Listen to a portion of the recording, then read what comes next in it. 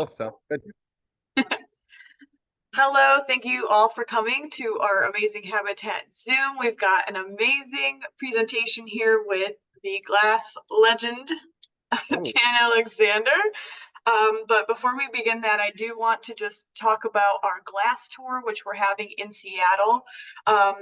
We still have a lot of spots to fill. So if you are interested in learning about going on the glass tour with fellow glass patrons, please visit our website. And at the top header of our website, it does give a button that says glass tour. You'll be able to find all this information on it and sign up. We hope that you can make it. It's going to be a fun trip filled with tons of glass tours with different artists giving lectures as well as studio tours. So if that's something you're super interested in, then please hop on our website or contact us and we'll be able to give you that information.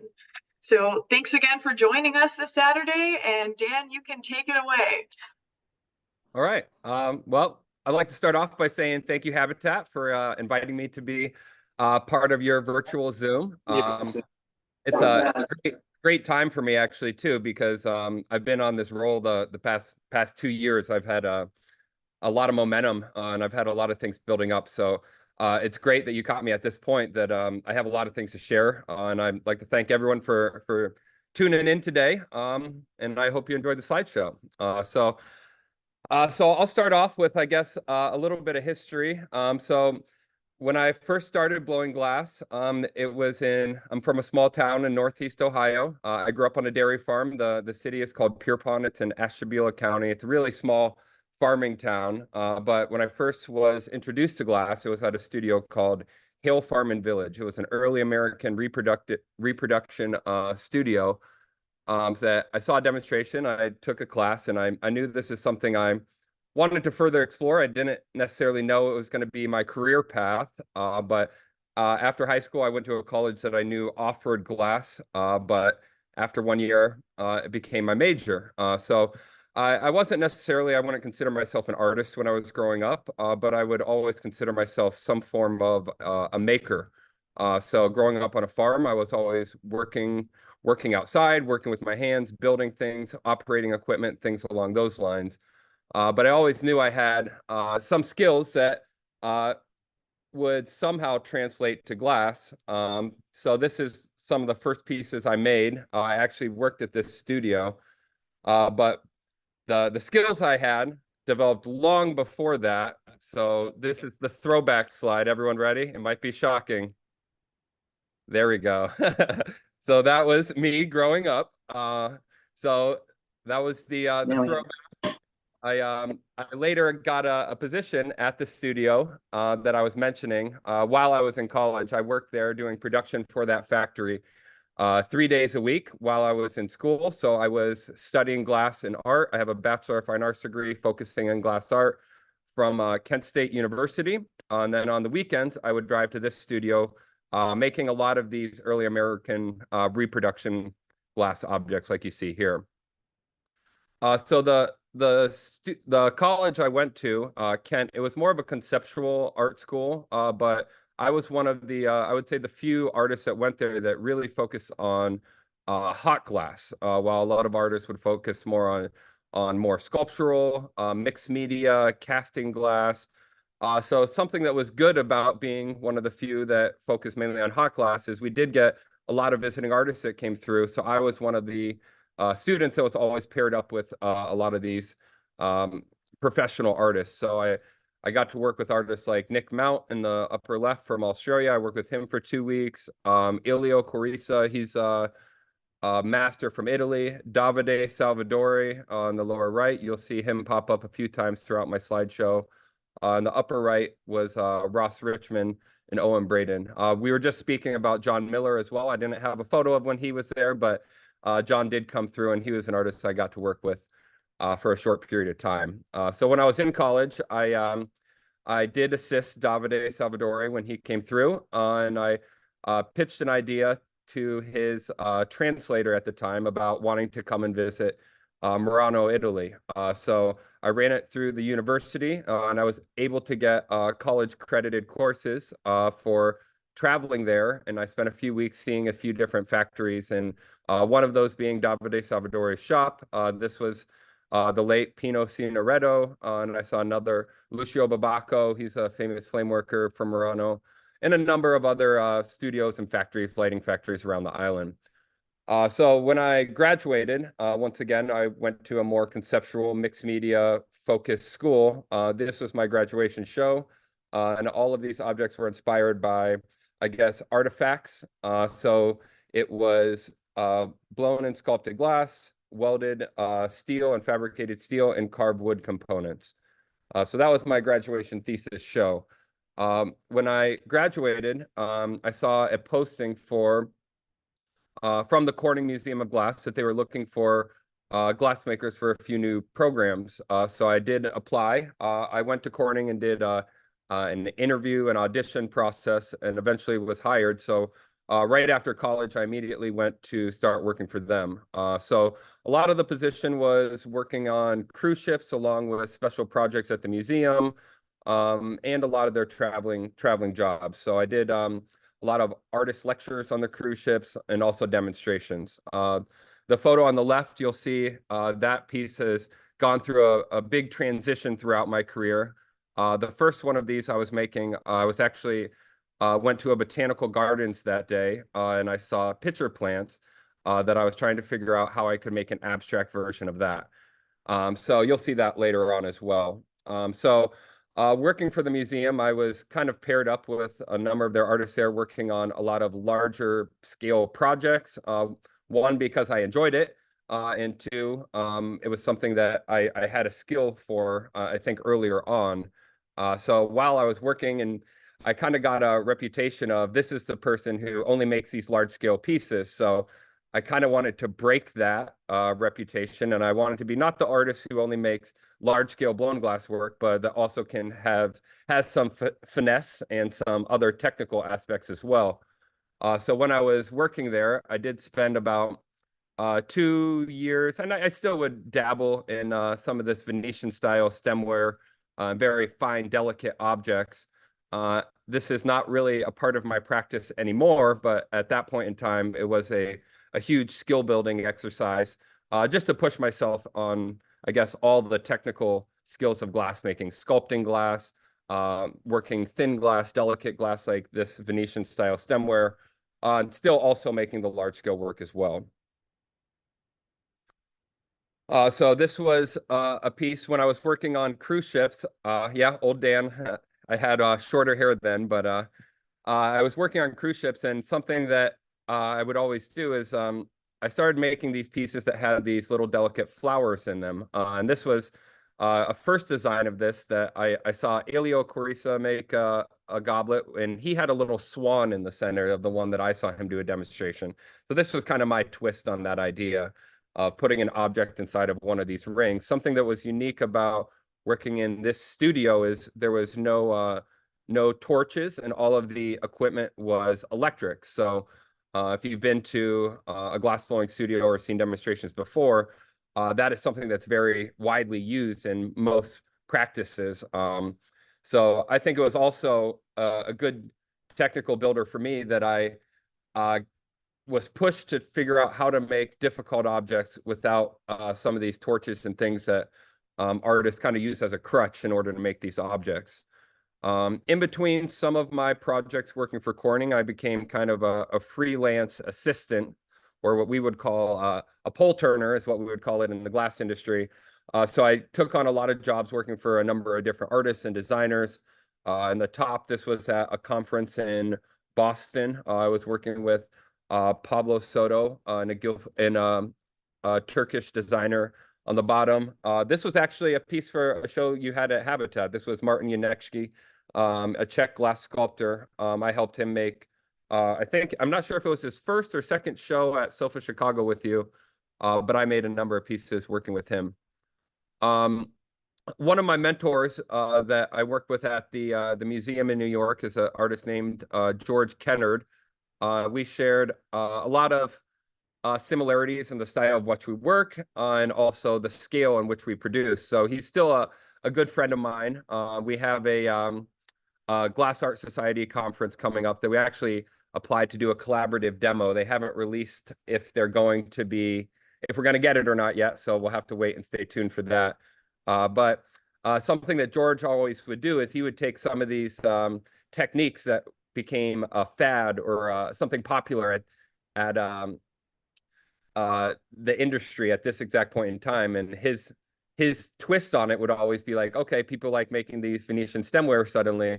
He would always say, well, I'm going to make it 40 pounds and make it 3 feet tall. So that was kind of his style, which I kind of loved. And he's also a great guy and a great person to work with. One of my other mentors, once again, Davide Salvadori, he came through college and I visited him in Murano, Italy. One of the times he was coming through Corning when I was working there, he typically traveled with his sons, but they couldn't make it this time. So I was paired up to work with them at the museum. So after this first time being his teaching assistant and helping him create his own work, he requested me in New York at the museum the next 3 years in a row. During one of those periods, I discussed the idea of me working with him in Italy.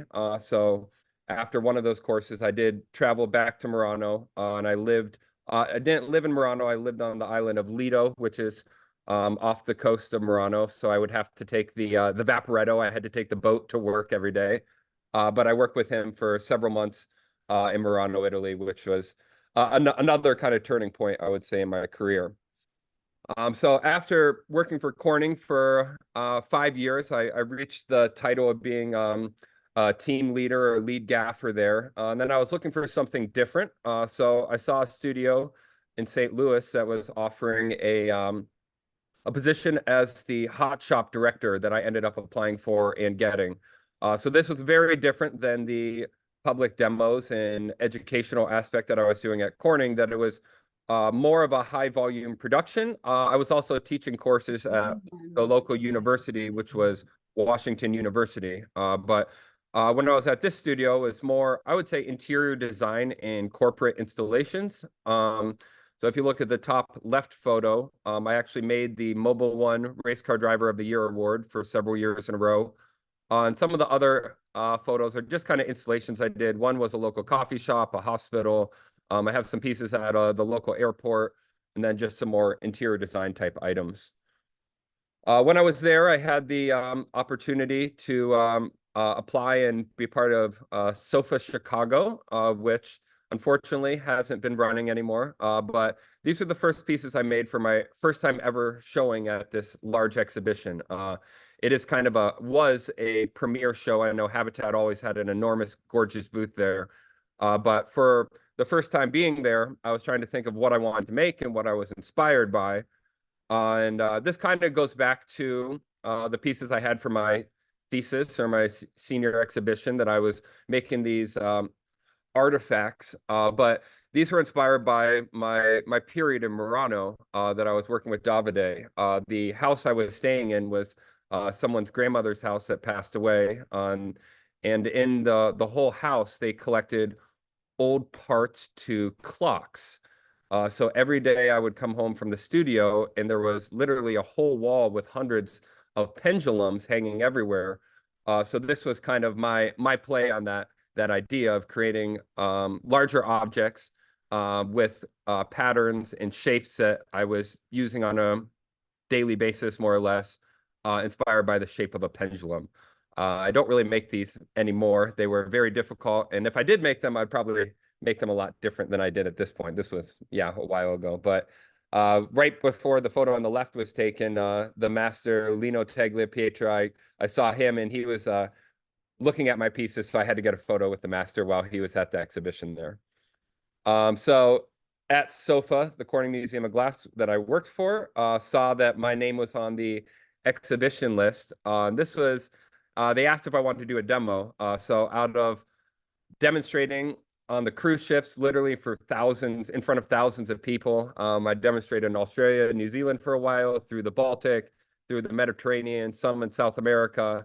I kind of got really comfortable working in front of people, except for this show. And that's because this was not just a regular demonstration. A lot of times when I would do these educational demonstrations, it would be for a few other glass blowers or people who've never seen glass before. So this was one of the few times it had my nerves really going. That was because this demonstration I did in front of literally hundreds of people, but it was some of the best glass artists working in the industry, along with high-end collectors. But as soon as I got on the stage, everything went smooth, and me and my team knocked it out of the park. So it went very good. So I mentioned that I was teaching for Washington University in St. Louis at the time. So I kind of fell into this role a little bit of this was the beginning of that, is traveling, teaching, and demonstrating in different studios. So this was a class I taught with George Kennard. I taught a few with him at the Corning Museum of Glass, along with a number of other studios. And that's kind of turned into a role I've had, especially in the last few years, is traveling a lot more. The next year, exhibiting at SOFA Chicago, I knew that I did not want to make the same pieces as the previous year. So I knew I wanted to do some Marini, and then I was also contemplating the idea of sculpture because I always was into both of these techniques. So this show, I decided I would display both. And this would be an idea of seeing maybe a more direct route of where I should go as a career. So the pieces on the right, I grew up once again on a dairy farm, so they were inspired, I would say, more by my upbringing. I always would remember these crows that would be sitting on wires outside the barn, and the pieces on the left were larger Marini vessels. So this show was supposed to be a deciding factor on which route I wanted to go as an artist, and what response I got from collectors and other artists at the show. And it turned out that people liked both of them. So I had the show, I sold some of each of these pieces, and I was kind of still in the same spot that I decided just to keep doing both and then just see where both takes me. So there's a close-up of one of the crow sculptures. So working on the cruise ship, I spent a lot of time out on the ocean. So I was doing a lot of snorkeling and traveling the world. And then I moved to St. Louis, which was a landlocked area. So I started to miss the sea life in the ocean. So I knew that I could not be on the ocean all the time. So my solution for that would be to bring the ocean to me. So I got into the reef tank and saltwater tank hobby. This became a hobby and a large source of inspiration for me. So these were coral inside my reef tank. And this was another coral on a piece from that last exhibition in SOFA. You could see how the coral translates to some of the patterns in my work. Something that a lot of folks always ask me, because I end up having some kind of quirky and odd names for a lot of my pieces. And if you look at some of the titles here, these are actually corals that are designer corals that do exist. So if you get into this reef tank hobby, you can purchase these. This is called the zoanthid family.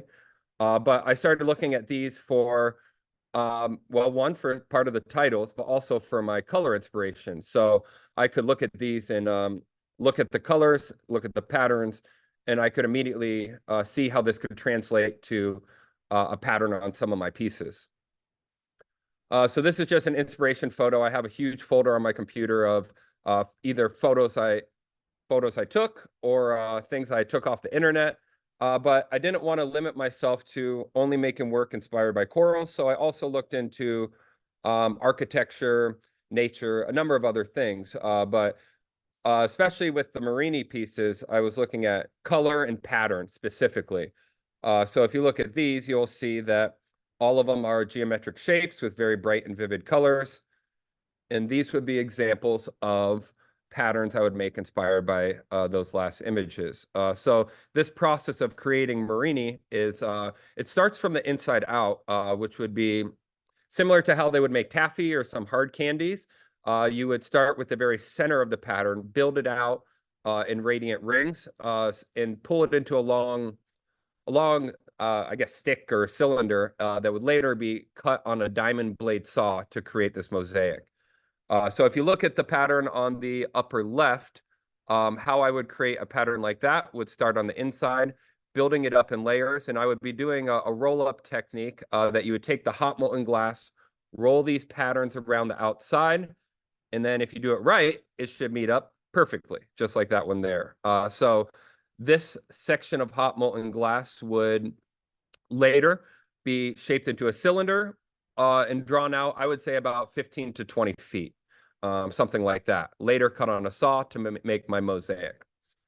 After that, I got a reward to come to St. Pete here for a residency and make a new body of work with some of the images I applied with.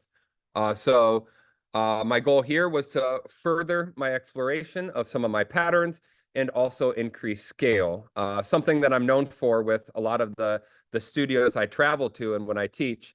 So I'm always working with different people, and a lot of people are very nervous the first time working in a technique they might not have ever worked with before, or also working the scale. So something I tend to always do is take the most nervous person in the shop, and then I make them turn the pipe and I put them in the role for a little bit. And then I'll say, okay, keep this on center, and I'll go and check my email or something and come back. It's good to put people on the spot like that, I feel like, because it kind of breaks their mold and makes them feel more comfortable. And then after they get thrown in a few positions like that, I think that really increases someone's confidence and their skill. So if you look at the pattern on the right here, that would be an example of one of my mosaics. That would be the Marini pattern cut up and the finished product on the left. So some of these mosaics, that one's probably, I'm not sure exactly off the top of my head, but maybe 14 or so inches long. Our glass color is very concentrated, so it can actually expand and make the pattern much larger. So the finished product on the left, I would say is something along the lines of 16 to 18 inches diameter. So during this residency, I came up with the title for this series, and I started calling it Micromorphism. The main inspiration for some of these pieces, if we look at the one on the left, that would be coral. The one in the center would be constellations or outer space, and the one on the right would be more of a mosaic or a tile inspiration. So I started calling all of these micromorphisms, and I never realized that I didn't tell people that is a term I made up. So I had folks that were looking it up on Google and said, hey, all I'm getting is your website from that. And how I came up with this term is all of my inspiration, I realized at this point, coral, when I would be snorkeling, all the coral would be very far away and I'd have to like squint to get a close-up of it. Same things with constellations or mosaics, is that I was looking at objects that were either really small or really far away, and I wanted them to appear larger. So that also explains the reason for some of the scale of my pieces. Micro being a small object, morphism is the changing in scale, so you could see the patterns and the colors on more of a macro level. While I was in this residency, I was really searching for different types of inspiration, and I was kind of forcing it to an extent that I said, what am I inspired by? Why am I inspired by it? And one day when I was driving down the road, all the traffic was stopped. And here in St. Petersburg, there are wild peacocks. So literally, I was stopped in traffic thinking about what I was inspired by, and a wild peacock walks right in front of my car. And then I decided to make some of these patterns that were inspired by peacock feathers. So that actually changed figuring out how to make this pattern, changed my process. And I still do some of these patterns today, but I don't necessarily make them 100% representational of a peacock feather. Now I'm doing blues and purples and reds and all these other colors. But as far as the process, this piece kind of started that trend for me. There's gives you an idea of the scale of the piece. So photos don't always do a lot of justice in especially my work. Some people think it's the size of a thimble, but when you see the photo compared to the finished piece, this one was, I think I want to say around 36 inches tall. A technique I end up doing occasionally if I teach or travel or on a commission basis, it's this reticello technique. I added this just for my glassblowing friends and collectors that might know about this technique. It's a very difficult process. I don't really advertise this or make it too often, but I do upon request for a commission base or if students request that. So I put this one in here just for that purpose. So now I had a collection of pieces that I was doing a little better at marketing and getting out to new galleries, and I also started to generate sales. I feel like this is the start of my name getting out there as an independent artist. Not just a person who is helping everyone else create their work, but developing kind of my own name and brand. So this slide lets me know that this was around the time that COVID hit. So this was 2020. When COVID hit, a lot of studios were operating on a very minimal level, and a lot of studios closed, including the studio that I moved to St. Petersburg to work for. Some of the studios that stayed open, being a glass blower, a lot of them were nervous because you would have to put either your mouth on a pipe and wearing masks. So I developed a series of these lotus flowers, being a way that you didn't have to inflate the glass. If you remembered on the slide earlier on, I was making these very intricate goblets that would have the lotus flower kind of resting in the center. I decided to take that object, scale it up a little bit, and just turn that into a product that I would make and market. And most importantly, it was something that wasn't inflated. It was all solid bits of glass. So that kind of was one way of me solving a way to continue working during these times. So with a lot of studios being closed, I did have a short hiatus during COVID until when things started to open back up. I saw a posting about a studio called Goggleworks, and they were offering a professional artist residency to develop and expand their body of work. So I did apply for this, and I got accepted. And my goals going into this residency was to kind of refine some of my titles for my series, develop more of those series, and come up with new lines. So one of the shapes and items in my series I call duplet. This is a cell that is joined by a waist. Another variation of that title there. I called these obelisk and towers, just a different version of my metamorphism series. The crest piece, and if you remember earlier on, this was a variation of the piece that I used to make on cruise ships, that I would add this large mass of clear glass. And I felt like how I was making it before was nice on its own, but I felt like it was a little stiff. So I wanted to add more movement to the piece. On glass being fluid and liquid in nature, when I started adding this bit on, I felt like this bit of solid glass, I felt like it was kind of like an ocean crest or a wave in the ocean. So I titled these ones Crest. So this is a short video of showing you how this would be applied. So that is a solid mass of glass right now at 2000 degrees Fahrenheit. You could see I would just let this fall. It's a one-shot deal, so you have to have good aim. Draw this down on the side of a piece, cut it free. And then while that glass was still hot, I could start to stretch and manipulate the top. Typically, when I would make one of these pieces, the adding that mass of glass on one side would automatically add about 10 pounds or so on the side of a piece. So it's definitely a piece I enjoy making, and it's kind of become a more popular item, I would say, in some of my recent works. Oh, I got one more video here. So when I'm creating my patterns, something I started to really think about is opacity and transparency. So when I started looking at my pieces, I started thinking about my colors as I called it windows and rings.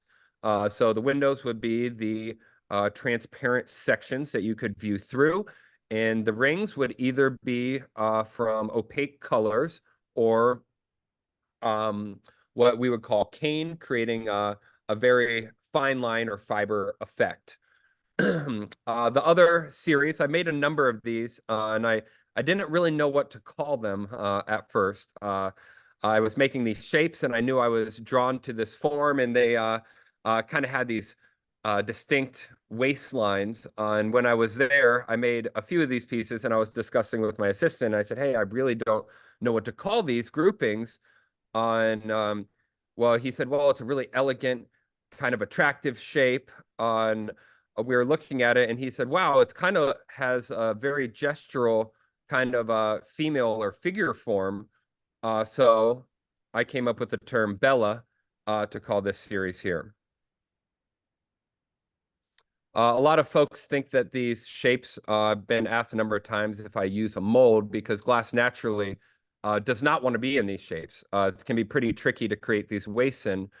And so when I'm making these, all of the shaping is done completely by hand.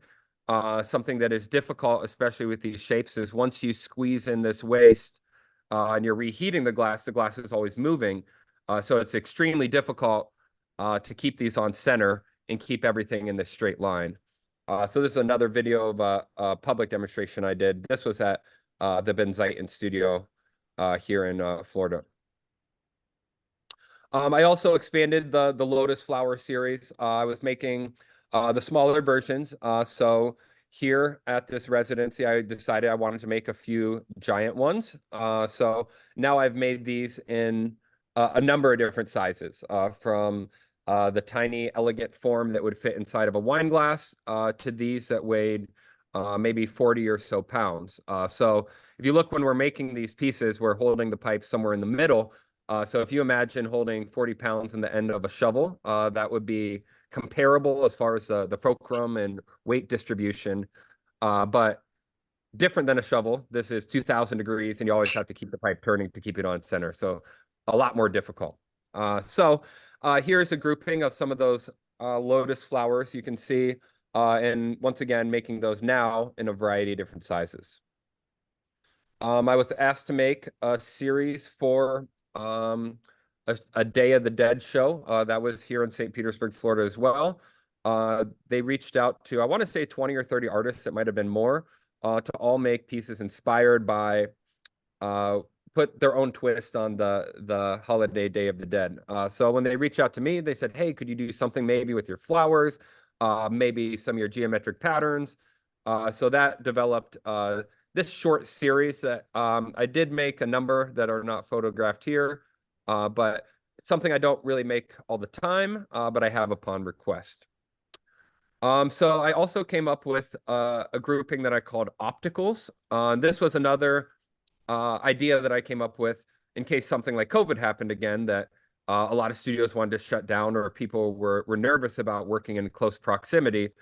So I came up with this grouping that, once again, excuse me, instead of the pieces being blown glass, they were mainly solid glass and sculpted. So I was trying to figure out how I could use my patterns on a way that I could display them, but they would be solid objects. My inspiration from these actually came from some like early American paperweights, or if you are familiar or you collect marbles, there's an infinity marble, they're called, that if you look down into the marble, the termination, it looks like it goes on forever. So this was kind of my twist on that idea, except for going back to something George Kennard was always good at, is taking this idea of something that was done and blowing up the scale and weight, and kind of really maximizing the shape and all of the techniques. So these again were probably, I think some of these were 50 pounds or so, so very large objects. I also developed a series I called Pinwheels. So these were developed, the title came actually just throughout the process. These large wall plates, they do hang on the wall. There's a little mount on the back. The title Pinwheels came from the process of spinning the glass open. And then if you look at the pattern in the very center, while it was spinning, it would create a very intricate kind of line design. And it reminded me of the pinwheel toys as a kid that you would hold up in the wind, and as they would spin, it would create a pattern. So when I worked for Corning, like I mentioned, I traveled to a number of different studios. One of the studios I went to was the Glass Furnace. This is in Istanbul, Turkey. I emailed the studio before I traveled there. And this was probably around, I want to say 2012 or 2013. And I reached out to them and it said, hey, I would love to see your studio. Uh, I wrote a blog post for the museum about their facilities and the culture and glass in Turkey. And after this, I kind of kept in touch with a lot of the artists that were at this studio, and we would email or message on social media, keep in touch. But a few years back, 3 years ago now, one of the artists that was one of my tour guides reached out to me and said, "Hey, would you like to be interested in an exhibition I'm curating here in Istanbul?" So I said yes, and I did apply. There was a number of artists that applied, and I didn't really know what to expect, but I was accepted into this exhibition. They said, "Hey, you have to make a few of your works smaller in scale, and we'd love to fly you here for the exhibition." So I was like, "Wow, that's great!" And when I came to Turkey, I was picked up by the driver, and we were driving around the city. And as we're driving down the road, there's large flyers and billboards. He said, "Oh, that's the show you're going to be in." We would go past a bus stop, and there was flyers for the show, and I had no idea when I was going here for this show. I thought it was just a very small exhibition, but I was seeing flyers for this all over the whole city, and it's an enormous city, the second largest city in Europe. So the exhibition night, there was literally thousands of people that came. My face and a video of me talking was broadcasted all over the whole city. And once again, when I came into this, I had no idea kind of the capacity of what was going to happen at this show. So the opening night, they said to wear something nice because there's also going to be a ceremony. And I also didn't know that I was going to get an award that was given to me from the mayor of Üsküdar in Turkey. So I kind of went into this having no idea, but yeah, it's a great honor to be given this award. There was 3 international artists. I was one of the 3. All the other artists in this exhibition were from Turkey. These were the pieces I made for the exhibition. They were miniature versions of my optical series. So I had to get pieces to Istanbul. So all 3 of these, I ended up checking an extra luggage because I had to bring them with me. I lined the whole luggage with foam and cut out certain sections for these pieces to rest in kind of perfectly. So when I got there, I was waiting at the luggage claim, and they lost my luggage. So that had the pieces for the exhibition. So when I was waiting there, everyone knows how well luggage is handled at airports. I waited for about 3 hours, and they did eventually find it. And when I got my suitcase, the handles were ripped off. There was holes in the suitcase, and the whole thing looked destroyed. I felt like it could have fell apart.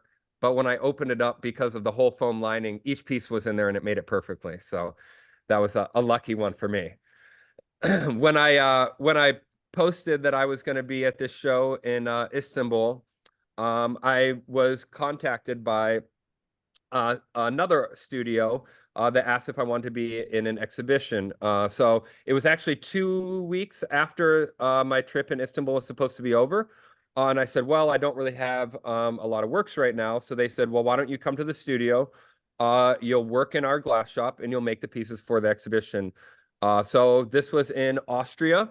The exhibition was called Empire of Glass. And they had artists throughout a lot of different countries throughout Europe. And I think there was 2 or 3 of us from the United States there. The artist on the upper right is an artist from Sweden I was working with. His name's Dan. In the middle, that's Peter. He was the one who owned that shop. So I worked really well with these 2 guys. When I showed up there, all of them made enormous work. So we were draining, for glass blowers who are tuned in, that furnace is 1,000 pounds pot of glass. We were draining that in like less than a week, which is pretty impressive for the amount of pieces we were making in the scale. So this was me working at that studio, making some of my pieces, and you can see the kind of shapes and series that are kind of identifiable as my work at this point. So after this, I went on a little trip that I came back, and I made a number of new pieces. And I knew it was time for me to go and kind of branch out. And I contacted a few galleries at this point, and it's really hard to kind of reach out and speak with some of these galleries. It's something they don't teach you in college, I felt like, unfortunately. So I felt that my communication, either on the phone or email, wasn't doing my work justice. So my solution for this was to go on a huge road trip. I filled my vehicle, my car, up to the top. I had my dog in the back, and I literally traveled around the United States for almost a month, stopping by galleries, setting up meetings, saying, "Hey, I have the work with me. I'd love to show you in person." And along the way, I was stopping by studios, replenishing the pieces that I dropped off at other galleries to set up my next visit. So one of these, I was teaching a class at University of Texas Arlington. I did a demo at Seattle Glassblowing Studio. I had hung out with my good friends over in Tucson, Mark Laputa and Steve Hagen. Yeah, and it was a great time being out there. They're good buddies of mine. I know that you have some of their work, I'm pretty sure. I also was at the Chihuly Boathouse out there too in Seattle. After that, I think it might have been just from, well, it was from my social media posts, I know, but a lot of folks have really seen me kind of blowing up fast, that they're like, wow, he was in this studio, how he had a show at that gallery. And I was kind of traveling and doing this a lot. And I was reached by a studio in Aruba.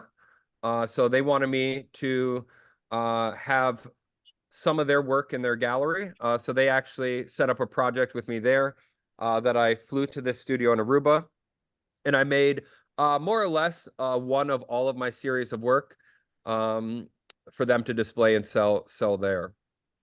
The upper right photo there, we also had our in-house bodyguard. The guy on the left is he's actually the #1 MMA fighter. He has an undefeated record in Venezuela, so he's big time in the MMA. So when I had that last exhibition in Turkey, I did do a demonstration at a glass school there. And then just several months ago, they invited me back. So they brought me back to teach a workshop. So I went to Europe a few times in the past 3 years. This time I was teaching in Turkey. I went to the Glass Art Society conference in Berlin. I assisted one of my buddies, Jack Grauman, with his demonstration there. I went to Prague, and I visited a number of factories, including seeing Martin Yanekshi that I work for. And I also went to Murano, Italy, visiting Davide Salvadori and a number of artists there. Oh, so that was my trip to Prague, the Ayeto Glass Factory, which is a very well-known studio and factory in the Czech Republic. So this is kind of a mix of a lot of other projects I had over the past, I think, like year and a half. So I taught a number of workshops, one in Pensacola, Florida. I was a featured artist at the Benziton. I was part of the Glass International Exhibition up in Detroit. I had pieces at the Imagine Museum here in St. Petersburg, the Glass Coast Weekend. The photo in the exec center was a collaborative piece I made in Venice with my good friend Eli and Fabiano. And I also had a number of exhibitions. I worked with Alexis Silk and Davide Salvadori here in Florida, and I've been very busy. I also had a solo exhibition at the Arts Center Manatee here in Bradenton, Florida. So this was all in the past 3 years. So I've been pretty much going nonstop, as you can see by the classes, the activity, the studios I've visited, and also the large body of work I've been developing. Something that's kind of happened naturally with my work, that I didn't necessarily try to do this, but my work was falling into this place in a lot of glass galleries and glass collectors, but it also started fitting in a lot more, I would say, in this fine art realm, and also high-end design. So a lot of studios and galleries, I felt like, were now, because of my color and composition, instead of selling my objects on their own, they were trying to pair them with two-dimensional art, which I think is a great idea because anyone who purchased any of my pieces, that's similar to how they would be developed or displayed, excuse me, in their final place, whether that be a commercial building or a business or a residence.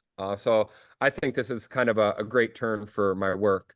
It's also pretty honoring that if you look at the top middle photo, I'm talking about pairing with my pieces and well-known painters and design.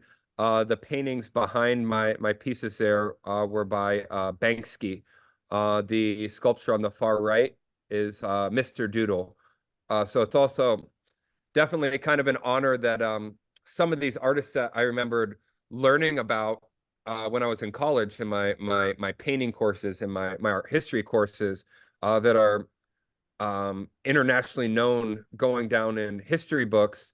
It's pretty impressive to see, and an honor to see my pieces now being displayed with a number of these artists. So these are kind of two action shots that came from a project I had at the Benzite in here. And I had these up just to look at a close-up of one, the scale of my piece. The fire is always exciting. That lets you know that a lot of folks see the demos and they don't realize how hot the glass actually is, that it is close to 2,000 degrees. So that's me pressing the glass into a flattened shape with these cork paddles. But if you look at the photo on the right, I mentioned a lot of my ideas for my compositions and my mosaics. I say I always think about these windows and rings. And that's when I'm thinking about my color patterns, that's usually what I'm thinking about. So I recently had, just a few weeks ago, one of the largest glass color manufacturers that is a distributor for artisans all around the world. The factory is actually developed in Germany, but they are one of the leading color manufacturer, or excuse me, distributors in the United States. They asked me to partner with them to develop a glass color line that they would sell. So when I was thinking about what colors I would offer in this, once again, with my patterns, that's why they reached out to me, is because of my compositions, my bright color and contrasting designs. I came up with two separate color packs that can be purchased by artists anywhere in the world. And the windows would be my transparent colors that I like from their company, and the rings will be the opaques or the other fine lines that would be on the outside of my pattern. So it's pretty cool that this is some patterns I developed and the colors I developed. And now that one of the largest color manufacturers reached out to, I believe it was maybe 6 or 8 artists, and I was one of the 8 because they enjoyed how I used color. So this is something that's available on their website and available for purchase for artists all around the world. So while all of this has been going on these past 3 years, I also purchased a property that I'm building my own studio. So I also acquired a lot of equipment from someone who is selling their studio out in Los Angeles. So I looked up the cost for a rental truck, or excuse me, to have all of the equipment shipped from LA to St. Petersburg, Florida. And it was, I want to say, around $25,000, which was one way more than I had.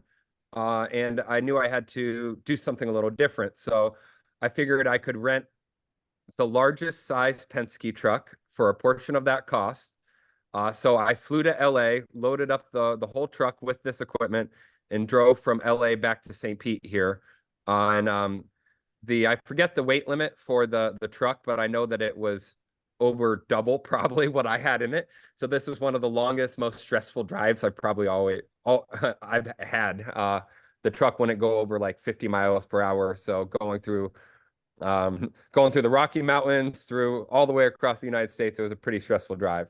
So on the right there, you can see this is the building and the facility. There is a 3-bedroom house that is attached to that. And I actually rent that out as an Airbnb. And part of my, I guess I'll call it my vision in this space is to not only create an environment for me to make my own personal work. I kind of have a much bigger vision than that. I also want to make an impact on the local community here, and I also want to help out other artists along the way. So I did already get a 501c3 status and organization that is partnered with this that I am building to be a next steps for glass artists, that they could come here and I could be more of a mentor for them, that they could um, learn how to be a professional artist and also increase their skill. And I also want it to be an area that I could have collaborative projects that artists from all over the world could come to this area, and we could work together to kind of push the limits of glass and hopefully do things that have never been done before. So all of the pieces I've sold over the past few years, I've also received donations through the 501c3 to help me get started. It's all been going to this. This is kind of my end goal and why I've been going pretty much nonstop for the past several years. But on the left there, you can see that's my artist representative. That's my dog Loki. And that is when I first moved the equipment in the space. And it took about 2 years since I've gotten some of this for one of these things on the right, which is my electrical upgrade. One of the hurricanes here in St. Pete a year and a half ago kind of pushed back a lot of the supply chain for parts and things like that. So just in the past month, I did get 400 more amps going to my building. So I do have enough power to run all of my kilns finally. And I also picked up, this was just a week and a half ago, the melting furnace for my glass.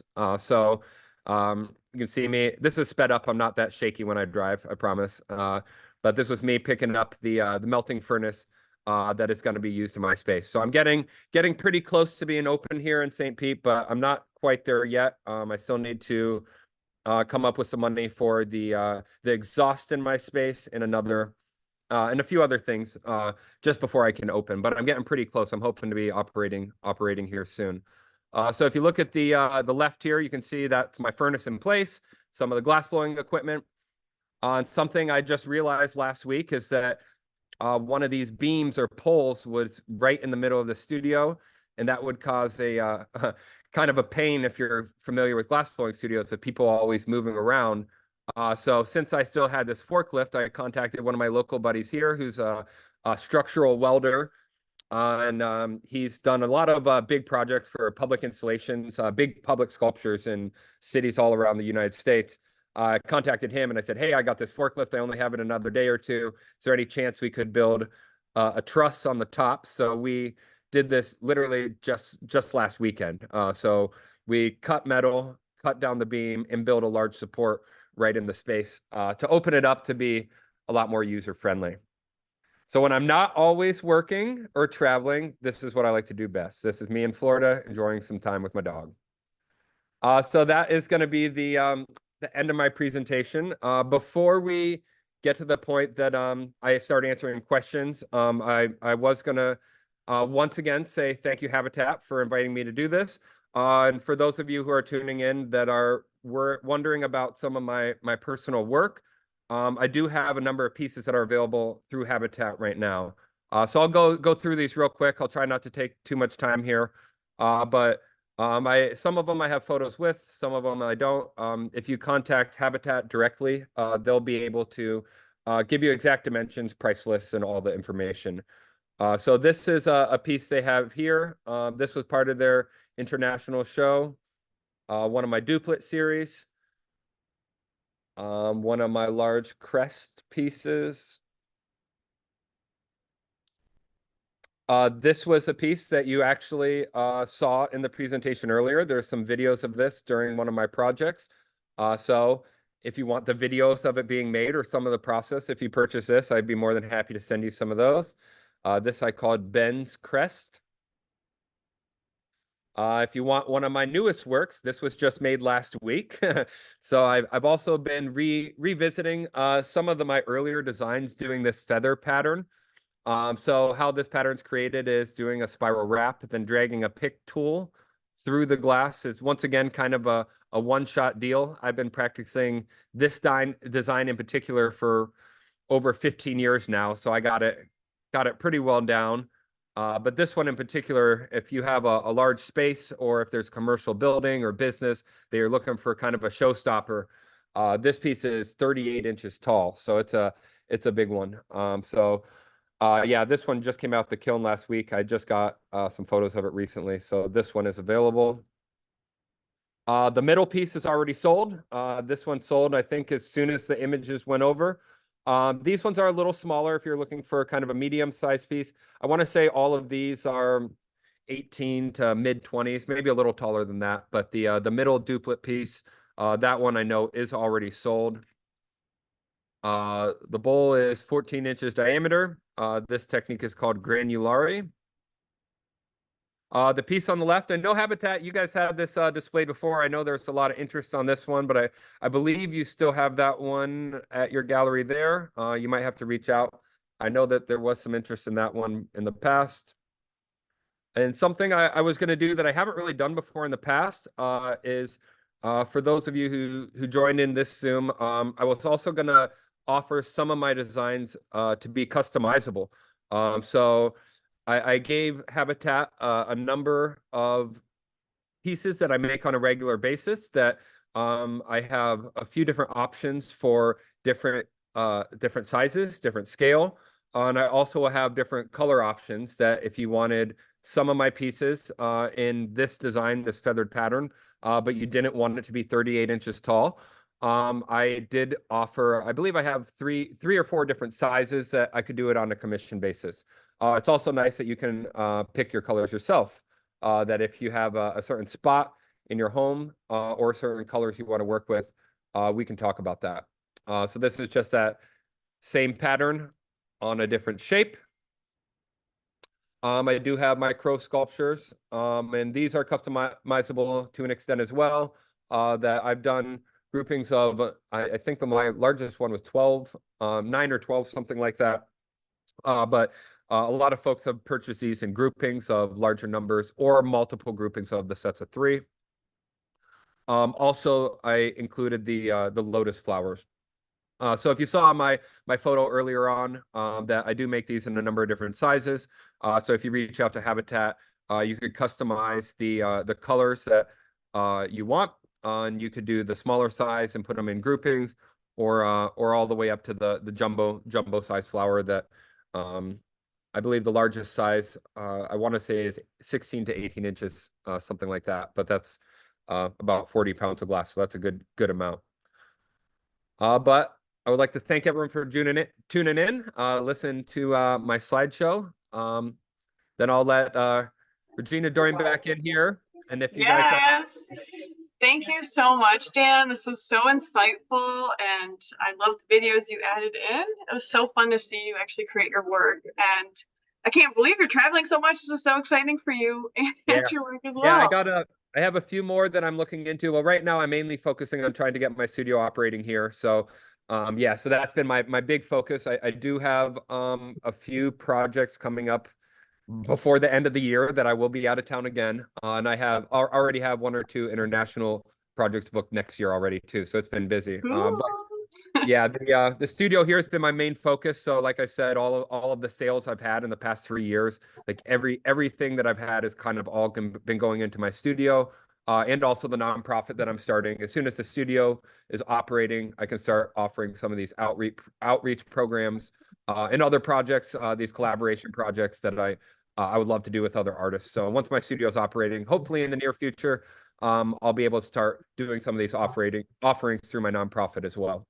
Beautiful. Well, thank you so much. I did put in the chat the pricing of your work that is available.